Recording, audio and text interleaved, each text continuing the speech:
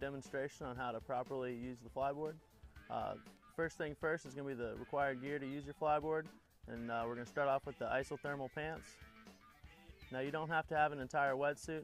We do recommend just the shorts, but that's up to the user.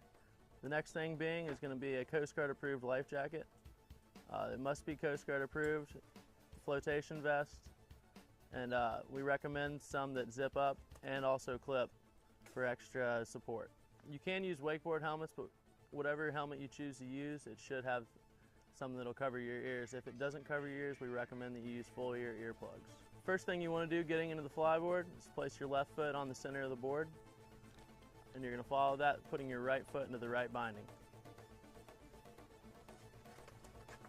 Once your right foot's securely in there, go ahead and place your left foot in the left binding, and then you're going to tighten the straps. Starting with the top strap first, and then you're going to do the bottom pull ties. You're going to want to have your bindings as tight as possible to make sure your feet don't come loose and to prevent any kind of accident or injury that could be caused by the user not having the bindings on properly. Once you have the bindings nice and tight, you're going to secure the loops onto the top of the binding and the holes provided for you. Okay, the next thing you're going to want to do is go ahead and get into the arms. You can start out with your left arm, and we recommend that you leave the Velcro half strapped like you see. That way you can slide your arms in with ease, and then you're just going to tighten up the straps over your arms. You want these nice and tight as they don't move for when you're going through the water. You can go ahead and put it on the right arm and pull all the straps so they're nice and snug. You don't want to have the arms too tight to where you lose any kind of feeling in your wrist or hands, but you do want them snug enough to where they're not going to move around much. Once you have your feet properly in the bindings and your arms are in, you got your isothermal pants on, your life jacket, and your helmet, you're ready to flyboard. Okay, this is the platform we've built here. Whether you choose to build your own platform or launch off a beach or off a dock, we do recommend you are sitting down in the water before you launch. It's essential that your platform be thick enough that it covers from the bottom of your flyboard to at least the middle of your gyro. This will prevent the gyro from snagging on your platform, which could cause serious injury or drowning. Alright, so once you're all strapped into the flyboard, first thing you're going to do is you're going to go ahead and stand up, and you're going to jump feet first into the water.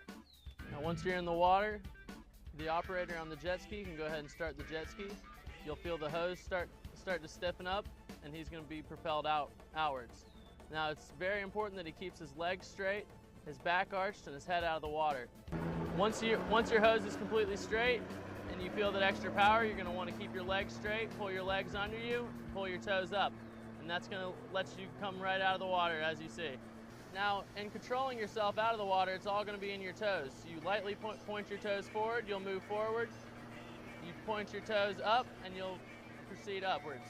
It's essential that you keep your legs straight while flying. The only time you're going to bend your legs is when you're turning. If you want to make a right turn, you'll slightly bend your left knee. If you want to make a left turn, you'll slightly bend your right knee. While you gain your balance on the flyboard, you want to do S-turns. Slowly turning to the left and also slowly turning to the right.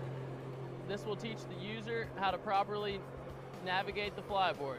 The next maneuver we'll go over is going to be the 360. The 360 is very important because it can help you get out of potential crashes, and it'll also teach you how to properly do tricks without damaging your equipment.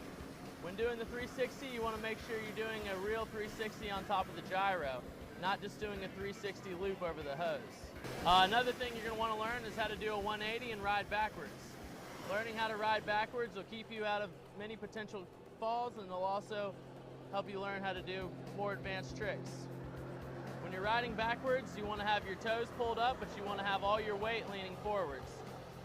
This is going to properly position your weight on the flyboard and keep you stable and balanced while flying backwards, as you see. Alright, when you first start learning the flyboard, at the very beginning, you don't want to take the user higher than 5 feet. It's very important that the PWC operator never give the flyboard user more than 4,500 RPMs.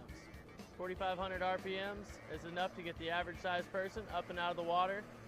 It's very important you keep them at about 5 feet off the water until they're comfortable and they've gained their balance. Once they fully gain their balance, they're comfortable, then you can begin to take the rider to new heights. It's important when the flyboard user falls into the water that they do not panic and they understand their head could be underwater for up to 2 seconds. The board floats, the life jacket floats, and also the helmet floats, but you could still be underwater for up to 2 seconds. When attached to the flyboard, you never want to try to swim or struggle. You want to lay flat and let the PWC, flyboard, and flotation devices do their work. All right, it's very important that the PWC operator understand the proper times when to lower or drop the flyboard user. If the flyboard user comes within 15 feet, it is important for the PWC driver to drop the flyboard user as you just saw. Now, if the flyboard user comes within 6 feet, it's no longer safe for the flyboard user to be dropped.